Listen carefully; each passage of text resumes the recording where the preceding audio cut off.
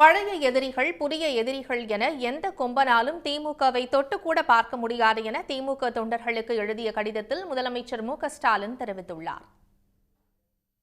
திமுக முப்பெரும் விழாவுக்கு அழைப்பு விடுத்து முதலமைச்சரும் கட்சியின் தலைவருமான மு.க.ஸ்டாலின் தொண்டர்களுக்கு கடிதம் எழுதியுள்ளார். அதில் முப்பெரும் விழா தொடர்பான நினைவுகளை பகிர்ந்து கொண்டுள்ள அவர், பழைய எதிரிகள் புதிய எதிரிகள் என எந்த கொம்பனாலும் திமுகவை தொட்டுக்கூட பார்க்க முடியாது என சூளுரைக்க அழைப்பு விடுத்துள்ளார். செப்டம்பர் 17ஆம் தேதி கரூர் புறவழிச்சாலையில் உள்ள கோடாங்கிப்பட்டியில் முப்பெரும் விழா நடைபெறும் என தெரிவித்துள்ள முதலமைச்சர், செப்டம்பர் 15 அறிஞர் அண்ணா பிறந்த நாளில் தமிழ்நாட்டை தலைகுனிய விடமாட்டோம் என்ற உறுதிமொழி ஏற்பு நிகழ்ச்சியை வாக்குச்சாவடி அளவில் நடத்திட வேண்டும் என்றும் வலியுறுத்தியுள்ளார்.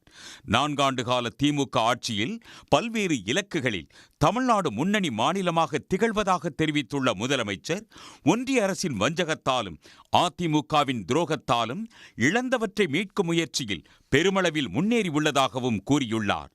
7வது முறையாக திமுக ஆட்சி மலர கரூரில் நடைபெறும் முப்பெரும் விழா வெற்றி பாதையாக அமையட்டும் என்றும் அவர் தெரிவித்துள்ளார்.